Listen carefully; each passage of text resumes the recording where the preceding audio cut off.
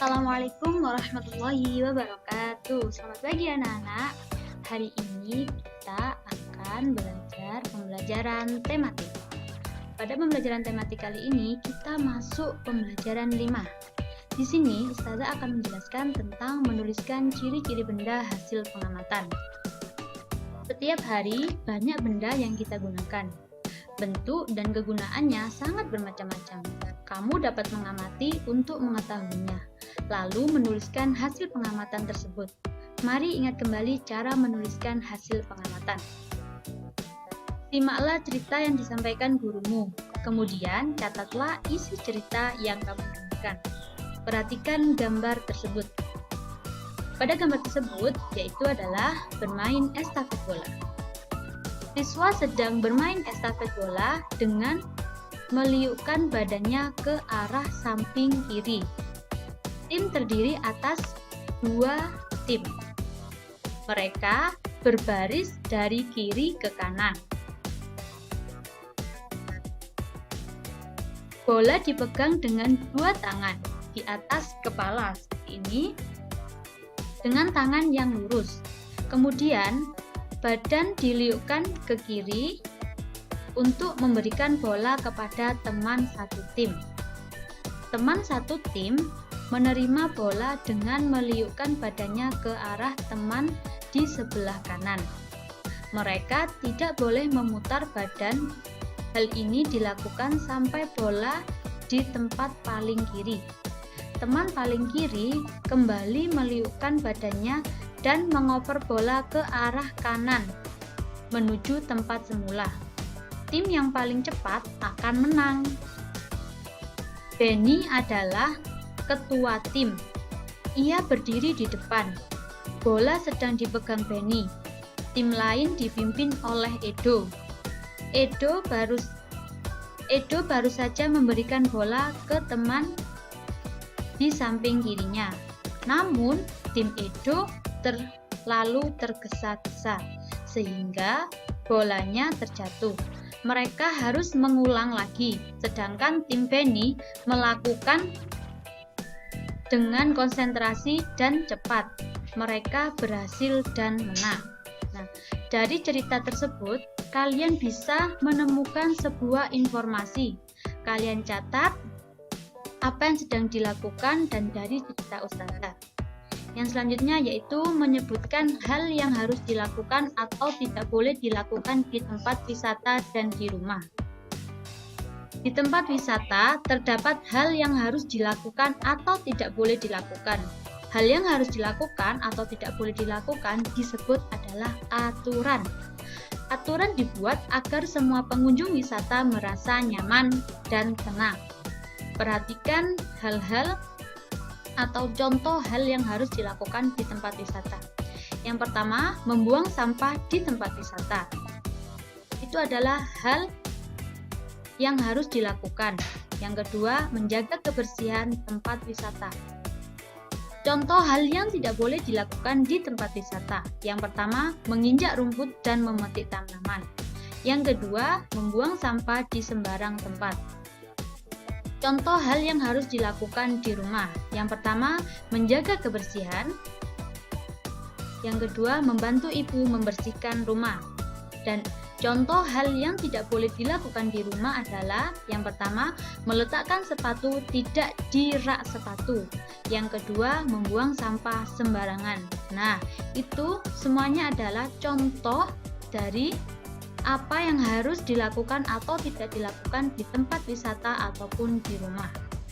Yang selanjutnya yaitu pembelajaran 6. Pada pembelajaran 6 kali ini, Ustazah akan menjelaskan tentang mengidentifikasi makna kata tentang keragaman benda. Di dalam teks bacaan terdapat banyak informasi, seperti tentang keragaman benda, dan lain sebagainya.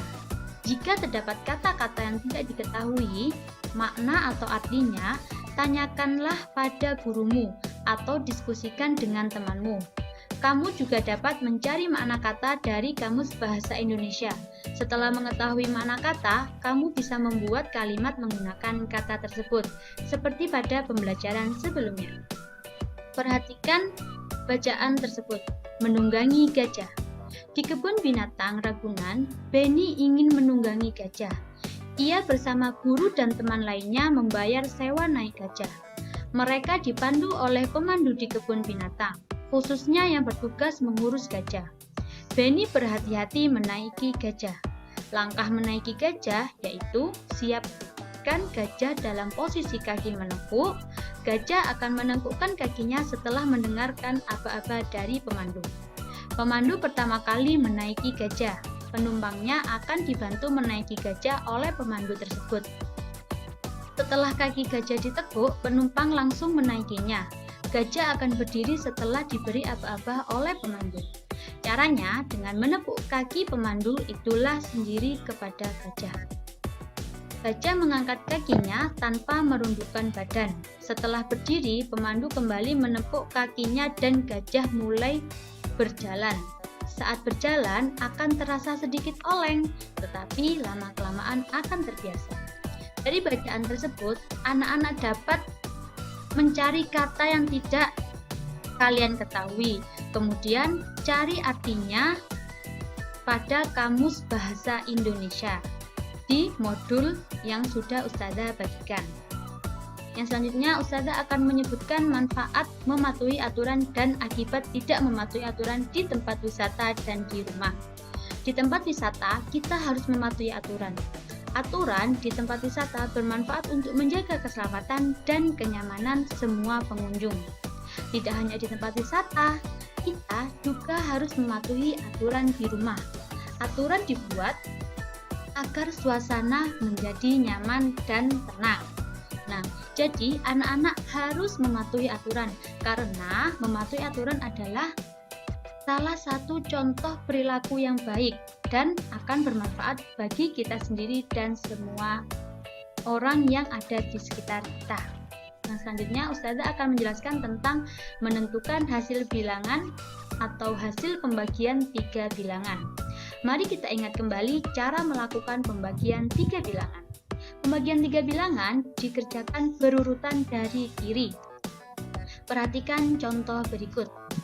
36 dibagi 4 dibagi 3 sama dengan titik-titik. Cara pertama yaitu menghitung angka pertama atau pembagian pertama yaitu 36 dibagi 4. Kemudian 36 dikurangi 4 sampai hasilnya adalah 0. 36 dibagi 4 yaitu 9. Kemudian setelah itu kita hasil dari 36 dibagi 4 kalian bagi pada pembagian yang terakhir yaitu 3. Hasil pembagian 9 bagi 3 adalah 9 dikurangi 3 sampai hasilnya 0 yaitu 9 bagi 3 adalah 3. Jadi 36 dibagi 4 dibagi 3 sama dengan 3. Sekian dari Ustazah, semoga bermanfaat. Ustazah akhiri, wassalamualaikum warahmatullahi wabarakatuh. Sampai jumpa.